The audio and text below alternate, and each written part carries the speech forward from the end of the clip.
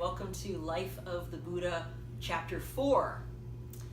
So when last we met, the Buddha had established some disciples. He had prior to that, his awakening experience while meditating under a tree. He had started to attract some followers, including 5 of his old friends from his pre-enlightenment days. And now he had several hundred people following him around.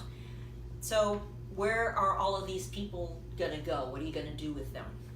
So the Buddha had a merchant began to follow him named Sudatta, and he was the Buddha's chief layperson disciple. He did not ordain as a monastic. He kept his job, kept his family. I presume he kept his hair, didn't shave his head, right? And the Buddha gave him the name Anathapindada, which means giver of cakes or food to the poor. That's the Sanskrit name, and the Pali name is Anathapindika. So it's a couple letters different. You may hear it either way. So Anathapindada said, you need a place to spend the rainy seasons.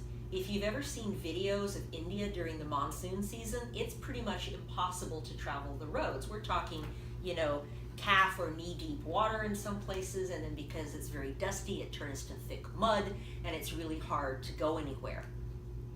So he found a grove belonging to Prince Jeta, and he offered to buy it. But the prince said, I'll sell it to you if you can lay 1 piece of gold over the entire property. So Anathapindada did cover the whole area with gold, and we think that was about 1.8 million gold pieces.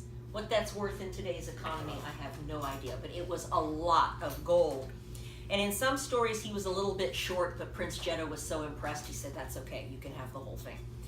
So they called that Jeta's Grove, and they built the Jetavana Monastery there, and it became one of the Buddha's favorite places to spend the rainy season.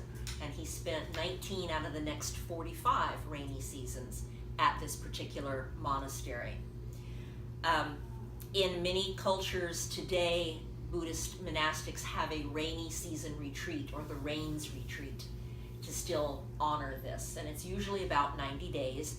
And it's where they stop interacting with the lay community for a while and just turn inward to their own studies and their own meditative practices. So Anathapindada continued to study with the Buddha, and he became known as the foremost of the Buddha's disciples in generosity and character. You may have noticed that different people were known for different things, like Shariputra was known for being intelligent, and Maudgalyayana was known for supernatural powers. Well, Anathapindada, who was a layperson, was known for his generosity. Queen Malika, if I can read my own stuff here, she convinced her husband that the Buddha's teachings had some merit. Now, women didn't own property in these days, so she couldn't just donate herself. She had to get her husband on board. So she did, and he built another monastery for the Buddha. And the rainy season retreat started, and a lot of the monks decided, this is nice. We like living indoors. We think we're just going to stay here year-round. And that started this monastic tradition, which still is in place today. So these are like your village priests. These are the monks who live there year-round. If somebody needs a baby blessing or a funeral or something like that, they come to the monastery and one of the monks comes and does it. They give some teachings to lay people and that type of thing. But the majority of the monastic sangha continued to travel around with the Buddha, and they would sleep outdoors in forests a large part of the time. Sometimes people would offer them accommodations as they're traveling through, but frequently they would camp outdoors. And this tradition of the wandering or forest monk still continues today. If you've heard of the Thai forest tradition or Thai forest monks, they're descended from this tradition. Like, no, we like living outside. And they don't have as much interaction with the lay community. If lay people really need them and go to them, I'm sure they would be happy to help, but that's not what they see as their primary path. They're really more introspective, practicing themselves, and sometimes they write and sometimes they do teach. Like Ajahn Chah is one of the famous Thai forest monks who did a lot of teaching and writing. All right, meanwhile, there's a lot of meanwhiles in this because a lot of things are happening around the same time. So King Suddhodana, who was he? No one knows. The Buddha's father. Okay, He was dad. All right. Geez, you guys need to take notes. All right. The Buddha's father, he continued to practice his son's teachings, but of course he grew old, and when he was dying, the Buddha heard that his father was on his deathbed, so he went to give him some final teachings. And Suddhodana attained enlightenment. He woke up to the truth of this moment and became what was then called an arhat. We didn't have the concept of the bodhisattva yet. That wasn't in the lexicon. So he became an arhat, a fully realized being, before he passed away. Meanwhile, the Buddha's aunt/stepmother, because remember his mom died when he was 3 days old, and dad married his sister-in-law, common practice. So his stepmother was also his aunt, and her name was Prajapati. She started to follow along the Buddha, and she had 500 women with her. And again, I have no idea if that's an exaggeration made to prove a point, or if there was literally 500 people. That seems like an awful lot of women to be able to leave their families and say, we're going walkabout. So I don't know, but the story is 500. Sorry, they became monastics? Is that... She's trying to become a monastic. Good question. She's not there yet, but she's following after him, saying, can we ordain yet? Can we ordain yet? Can we ordain yet? Can we ordain, right? And he keeps saying no. And the 500, they wanted to do Yes, they wanted to ordain as well. Are there women monastics? Yes. Yes, okay. So I am one. So good question. So let me tell you the story of Pratapaji, the Buddha's stepmother. So she goes to him 3 different times and says, can we please ordain? And 3 different times he says no. And because he says it's too difficult a path, it's too hard for women. You really do. You go home. Go home, stepmom. And she says no, and she shaves her head, and she takes off her shoes, and she puts on the saffron robe, and all of her women folks do too, and they start traipsing after the Buddha. And these are upper class women. They are not used to being out in the sun and walking without sandals, so they get blisters on their feet until they bleed. Their heads are getting sunburned. I've been through chemo. If you've had hair all your life and suddenly you have no hair, trust me, your head can get sunburned. So this is what happened to all of these women. And they keep traipsing along after him. So Ananda, the Buddha's cousin, we talked about him briefly last time, he intervened on Pratapaji's behalf, and he said, they're doing it. They're already living according to everything you've asked them to do. Why, please, just ordain them. And again, the Buddha said, no. And so there was the exchange of 3 times, will you? No. And finally, Ananda said, can women achieve realization? Can they wake up? Can they become liberated? And the Buddha said, well, sure. And Ananda went, or whatever the ancient Indian equivalent of that gesture was, and well, why not ordain them then? And the Buddha changed his mind. I love stories where the Buddha changes his mind after his awakening, because it's a reminder that he's still human, that none of us have to be perfect. We're not going to be omniscient and omnipotent if and when we wake up, right? We're still going to be human beings living in a human world. So he went, you're right, Ananda, okay. So he did ordain them, and Caesar, to answer your question, that's what started the path of the female monastics. Even more ironic, Jabo, Yes? is he turned to Ananda and said, okay, you're in charge of them. You get to teach them all. You Yes, get to go he ordain did. them all. So Yes, he's like, he you did. advocated on their behalf, so go at it. Go at it. Exactly. But are women monastics kind of a minority? It seems like it. No, not really, but it depends on the country and the culture, okay? In some countries, the female monastic lines have died out because nuns ordain other nuns, and due to war, invasions, natural disasters, they've died off, and there wasn't anybody to ordain them.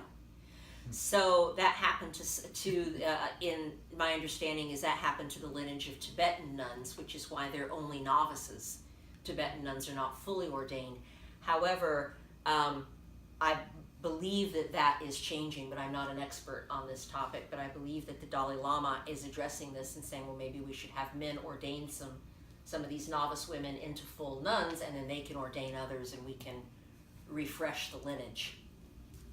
But there is one thing about the monastic tradition, and that is that there's a lot more rules for women. Monks take 227 precepts and women take 338. What are all those extra precepts? Some of them are there to protect the nuns from having to take care of the monks. For example, one of their precepts is not to patch their brothers' robes or cook for them. Oh. Rather than having the monks take the, yes, I like that. Well, rather than having the monks take the vow saying not to ask, because people are people and they say, I know I took this vow, but could you please just help me out here? But this gives the nun the ability to say, brother, I would help you, but I've taken a vow and I can't. Let me show you how to thread that needle. Right? Yeah. So a lot of them are like that. And a lot of them place the nuns under the monks. Now, why would the Buddha do that? There's a couple of schools of thought on this, and they're probably both correct. One is, again, to protect the nuns because women had no legal rights in ancient India. Couldn't own property, couldn't do this, couldn't do that, property of their fathers, then property of their husbands, and so to protect them, there were some additional rules put in place. And I think partly it's just cultural. It was a patriarchal culture, men were in charge, they continued to be in charge in the monastic Sangha. But that is a cultural idea. It is not a spiritual idea, and it's not part of what the Buddha taught per se. He never said that women were inferior to men, but he did say if you're going to live in the monastery, you need to follow these extra rules. Okay? So, most cultures still do this. However, a lot do not. Our parent organization, the Five Mountains Zen Order, has distilled these 227 rules for monks down to 58.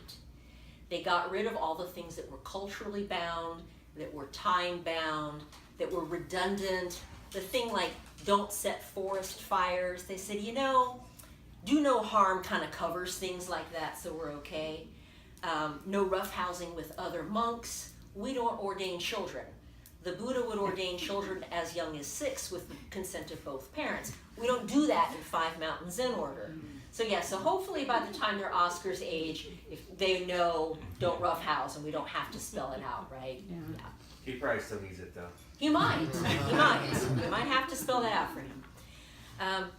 And also in the Five Mountains Zen Order, both men and women are called monks. We don't say monks and nuns, and all of their precepts are identical. So maybe that will be the way that things are going in the Western world as Buddhism continues to move. Well, time will tell. More will be revealed.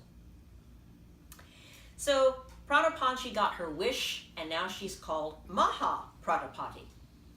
What does Maha mean? Great. Great. Good. Yeah. So now she's considered a very important person, and she became an arhat.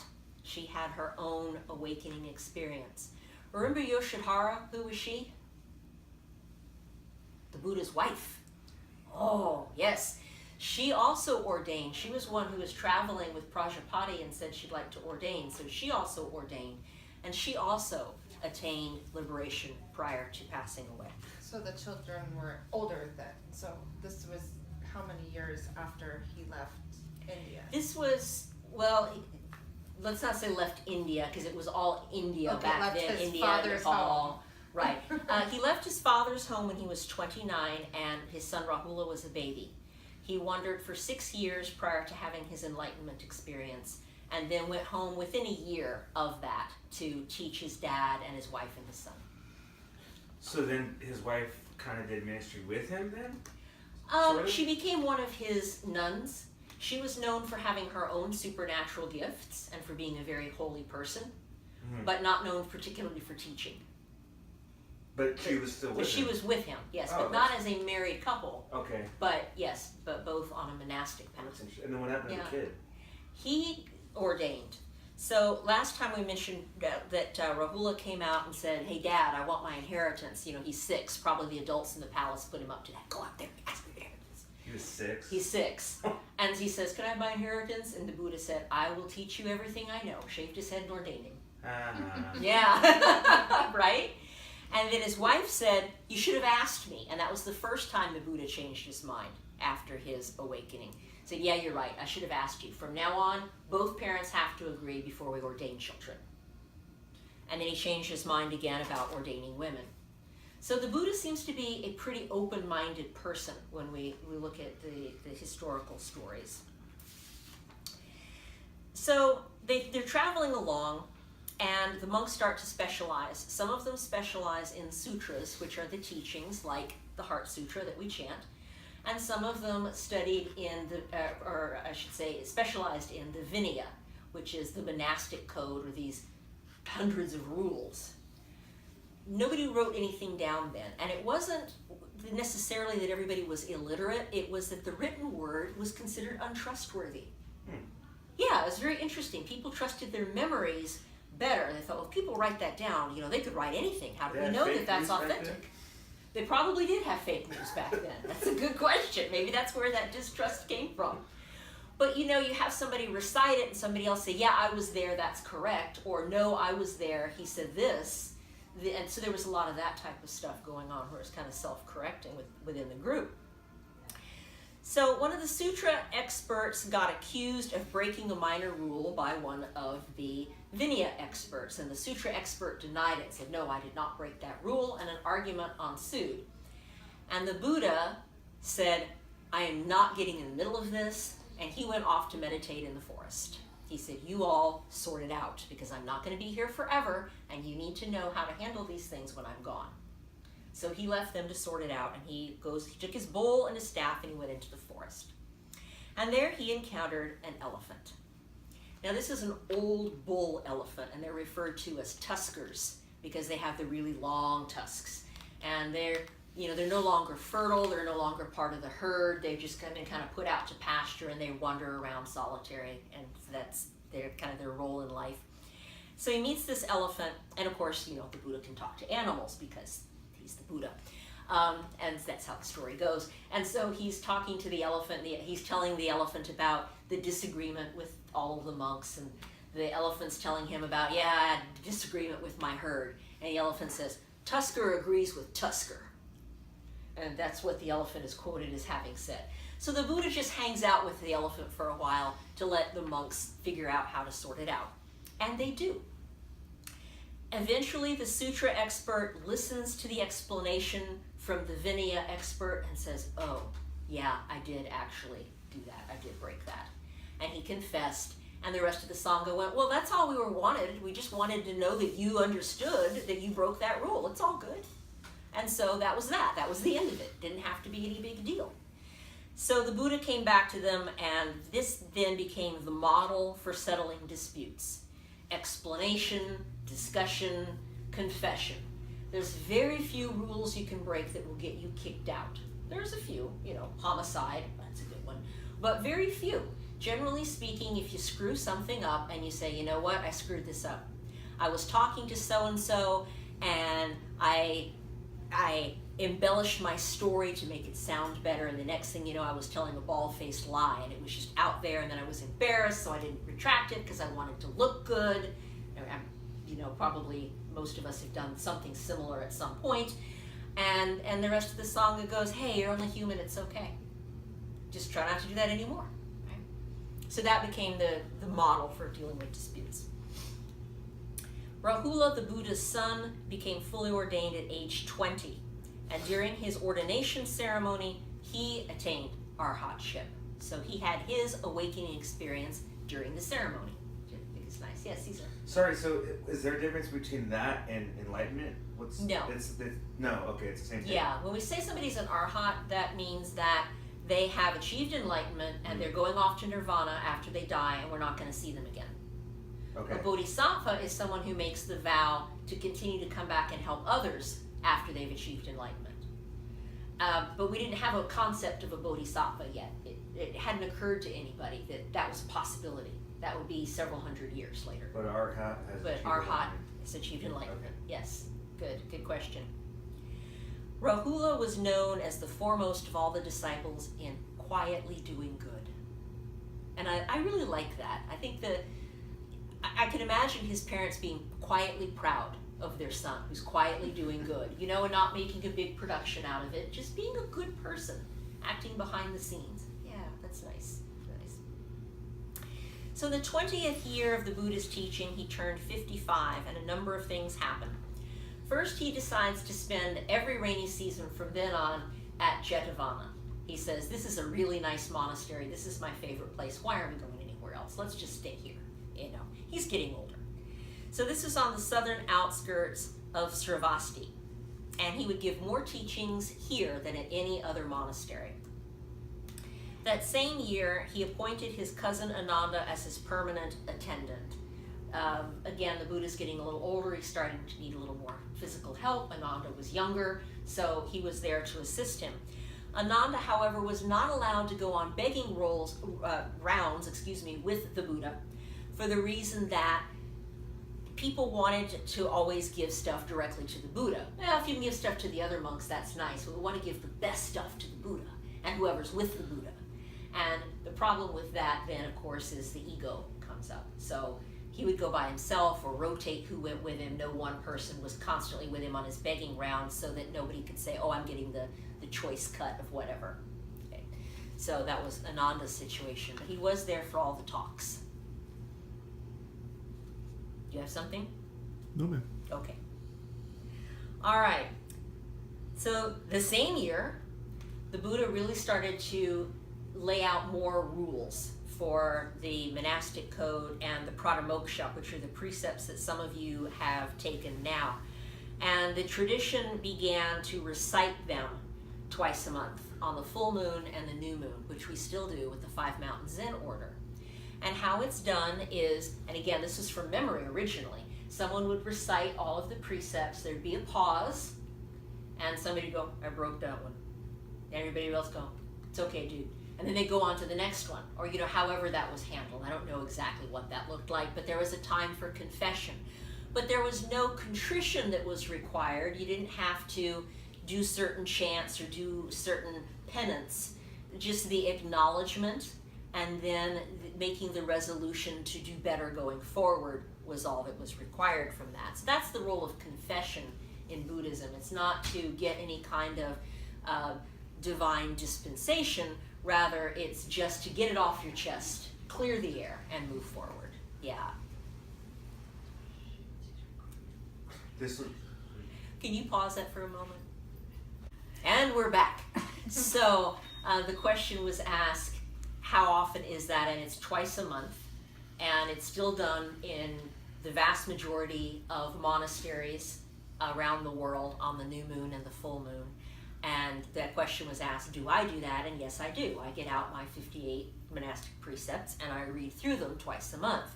And then if I realize that I'm having problems in some area, I take that to my teacher, Most Venerable Wanji, and say, I think I messed this up. And he always says the same thing to me. Congratulations, my dear, you're still human. Like, yep, still human. It's all good, right? Okay.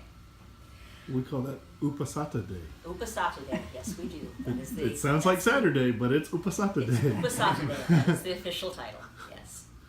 All right, so let's do one other, before I move on to that, so why do we do confession? Some of the translations indicate that the idea is that you have something damp and you leave it wrapped up, it starts to rot. So you literally want to ventilate it. You unwrap it, you air it out, and then it doesn't rot. And that's why we have this confession, rather than carrying it around and letting it fester. Okay. All right, one other quick story, and that is about Visakha, who was a married woman, and eventually she would have 20 children. She became the first matron of the lay sisters. The Buddha said that the Sangha was like a table with 4 legs. You had monastic monks, monastic nuns, lay men, and lay women, and that all of those were important to keep the Sangha stable. So not everybody should ordain. It's not everybody's path, and we need all of these people. So Visakha was sometimes even called upon to settle disputes among the nuns because she was considered to be very calm, level-headed, and I mean, if you got 20 kids, you can probably resolve a dispute among a bunch of nuns. I can't even imagine that. She first heard the Buddha teach when she was only 7 years old. And she did also have an enlightenment experience, become awakened as an adult. And she donated a hall on the outskirts of Sravasti to the Buddha so that he could go there and teach. But she did it through her father-in-law, whose name was Megara, because again, women didn't own property. So she went to him and got him on board, and he said, okay, that sounds good. And she named it Megara Mata Hall after her father-in-law. So her father-in-law also became a follower of the Buddha through his daughter-in-law and allowed her to make that donation. So the Buddha had a lot of very important lay people among his followers, and that was what I want to leave you with tonight. And next time we'll talk about the various attempts on the Buddha's life.